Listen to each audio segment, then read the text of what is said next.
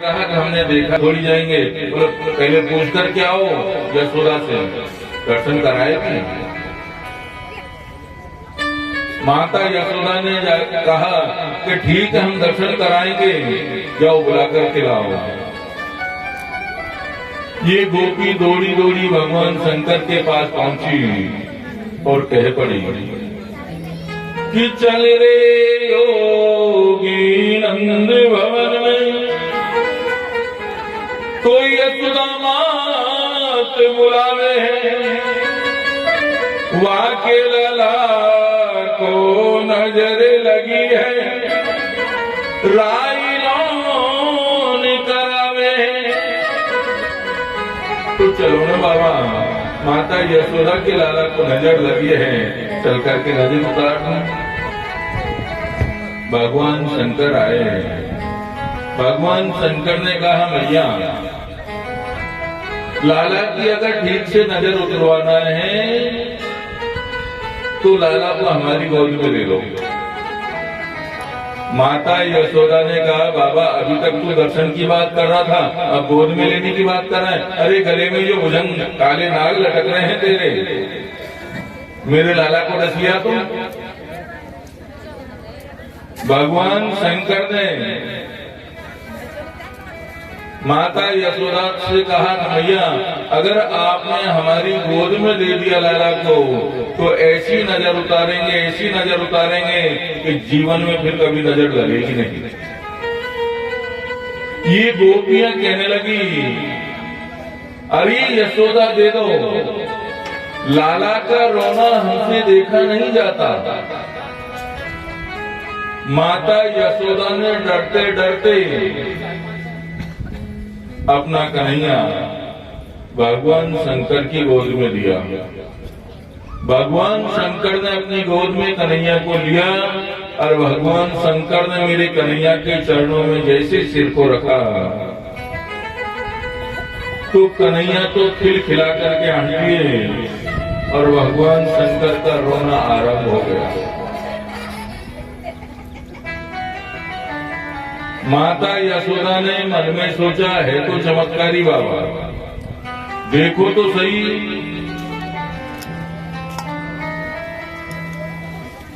मेरे लाला का रोना तो स्वयं अपने ऊपर ले लिया और अपनी हंसी मेरे लाला को दे दी।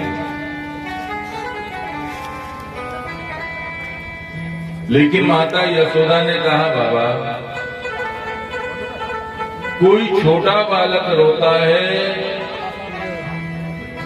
तो इतना बुरा नहीं लगता, कोई छोटा बालक रोता है तो इतना बुरा नहीं लगता, लेकिन कोई बड़ा व्यक्ति रोए ये अच्छा नहीं लगता। तुम इतने बड़े होकर के रोते हो। भगवान शंकर ने कहा मैया अगर मेरा रोना तुम्हें अच्छा नहीं लग रहा तो ये रोना तुम्हारे लाला को वापस कर दूं। ये रोना तुम्हारे लाला को वापस कर दूं। माता यशोदा ने कहा बाबा भले ही तू जीवन भर रोता रहे, लेकिन ये रोना मेरे लाला को वापस मत करना। हर माँ का ऐसा भाव होता है, हर माँ चाहती है उनके बच्चे हमेशा प्रसन्न रहे, भले ही सारी दुनिया रोती रहे, इस बात से कोई मतलब नहीं, उनके बालक प्रसन्न रहे। हर माँ का ऐसा भाव होता है। माता यशोदा ने कहा बाबा कि रह रे योगी नंद भवन में, ब्रज में वासो कीजिए, जब जब मेरो लाला रोवे तब तब दर्शन दीजिए। तो बाबा ब्रज में ही रहो ना, फिर कभी लाला को नजर लग जाएगी तो तुम्हें बुला तो लेंगे। भगवान शंकर ने कहा मैया अगर हमको ब्रज में रखना है तो आपको एक काम करना पड़ेगा। क्या? मैया आपको हमारा एक मंदिर बनवाना पड़ेगा, और मंदिर आप ऐसा बनवाना जब आप अपने लाला को स्नान कराओ तो वो स्नान का जल हमारे ऊपर गिरे। अगर आप हमारा ऐसा मंदिर बनवाओगी तो ब्रज में ही रहेंगे। नंद बाबा और माता यशोदा ने भगवान शंकर का एक मंदिर बनवाया। और जब माता यशोदा कन्हैया को स्नान कराती है, वो जल भगवान शंकर के ऊपर ही गिरता है और भगवान शंकर का एक नाम पड़ गया। बोलो गोपेश्वर नंदेश्वर महादेव की जय। भगवान शंकर का एक नाम पड़ गया, नंदेश्वर महादेव।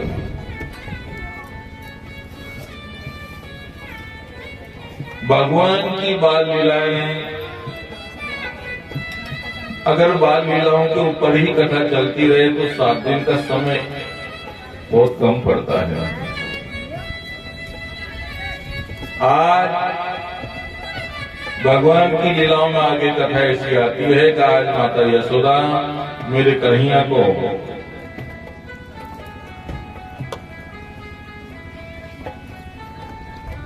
जो स्तनपान करा रही है। अभी उत्सव चल रहे हैं। ये उत्सव नाच गान का उत्सव 6 महीने तक लगातार चला।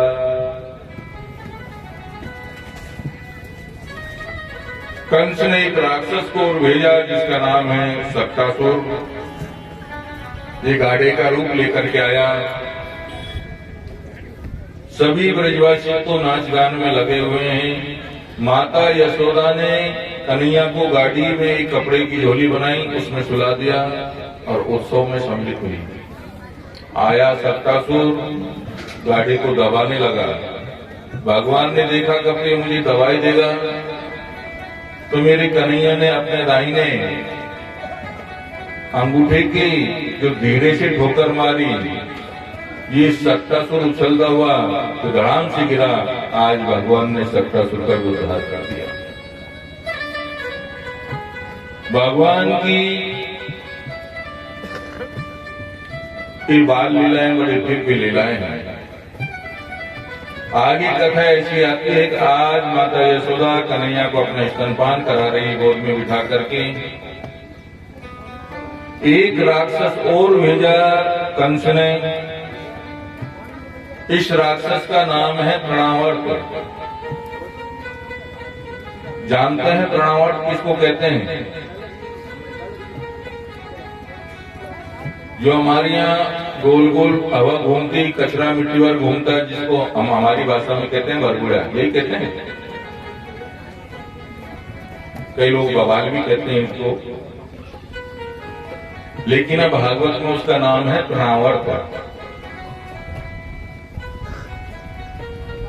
ये तृणावर्त जैसे आया, उस समय माता यशोदा कन्हैया को अपना दूध पिला रही थी, स्तनपान करा रही थी। भगवान मन में सोचने लगे कि मैया तो मुझे नीचे उतारी नहीं रही, ऐसा ना हो ये तृणावर्त तो मैया सही थी, मुझे उठा करके ले जाए, मैया को बड़ा कष्ट होगा। अब छोटे बालक है, ये कह भी तो नहीं सकते मैया हमको गोद से नीचे उतारो। तो भगवान ने एक लीला की, मेरे कन्हैया ने वजन बढ़ाना आरंभ कर दिया। इतना वजन बढ़ाया, इतना वजन बढ़ाया, माता यशोदा ने सोचा इतना भारी कैसे हो गया। फिर सोचने लगा, अरे मैं इतनी देर से अपना दूध पिला रही हूँ इसलिए भारी हो गया, वजन बढ़ गया।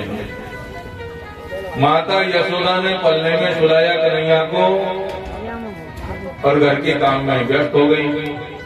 आया तृणावर्त, कन्हैया को पल्ले से उठाया और ऊपर की ओर ले जाने लगा, जब तक मेरे कन्हैया कुछ नहीं बोले।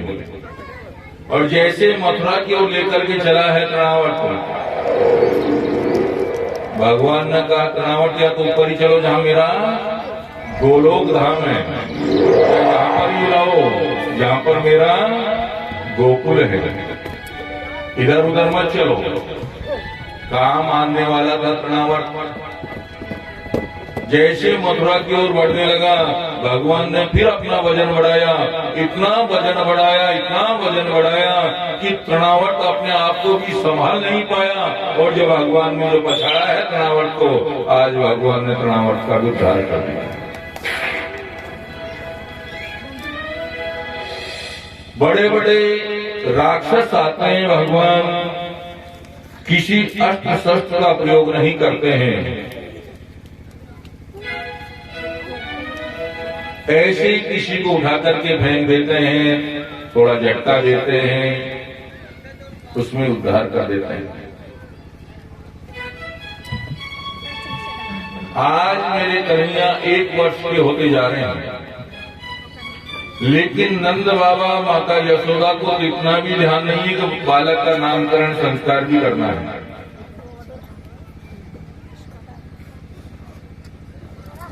तो वसुदेव जी ने गर्गाचार्य को बुलाया और गर्गाचार्य से कहा कि गुरुदेव, नंद बाबा को तो इतना भी होश नहीं है, तुम जाओ गोकुल में जाओ और हमारे दोनों बच्चों का नामकरण संस्कार करके आओ। ये गर्गाचार्य गोकुल में आए हैं, नंद बाबा ने देखा, प्रणाम किया कि बाबा प्रणाम करते हैं।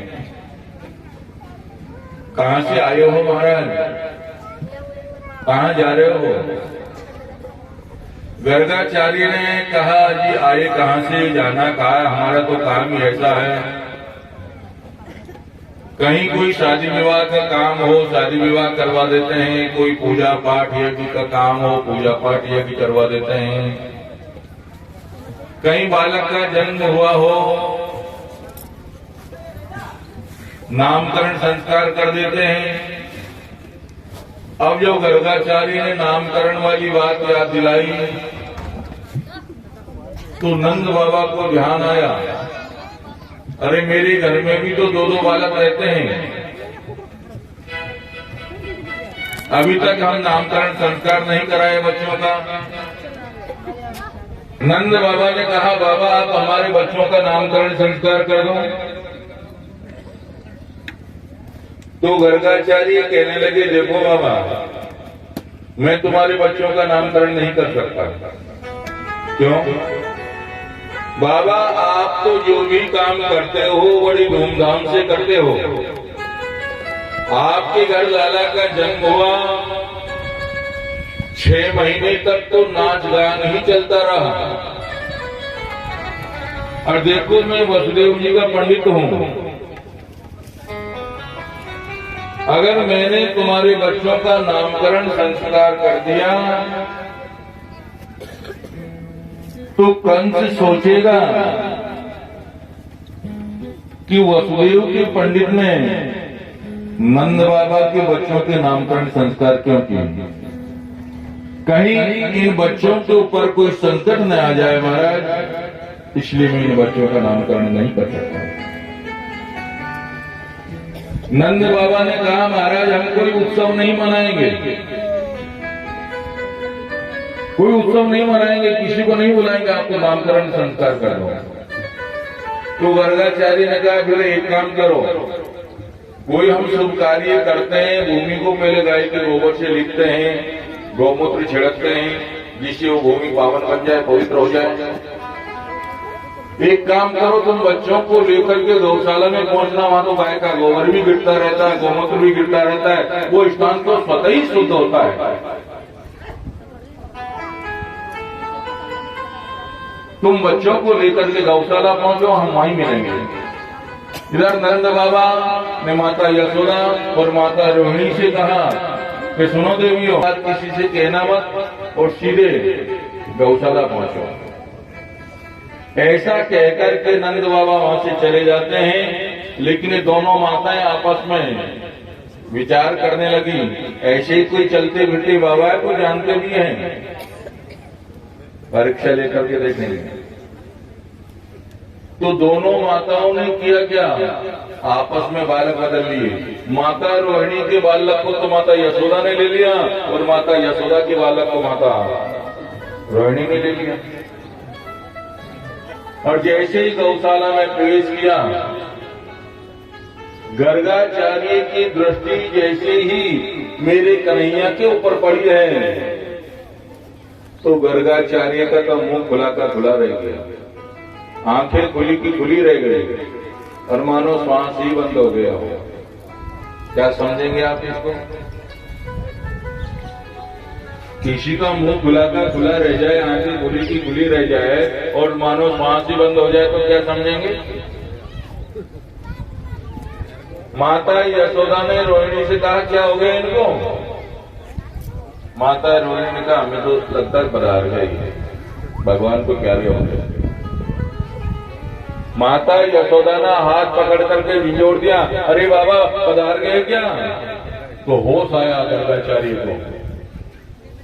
हाँ तो माता आप आ गई। माता यशोदा ने कहा पहले ये बताओ क्या हुआ था तुम्हें? गर्गाचार्य ने कहा कि हम तुम्हारे बच्चों की भागरिका पढ़ रहे थे। बोले ऐसे पढ़ते हैं? हम तो घबराई गई थी, हमने सोचा आप तो भगवान को प्यारे हो गए।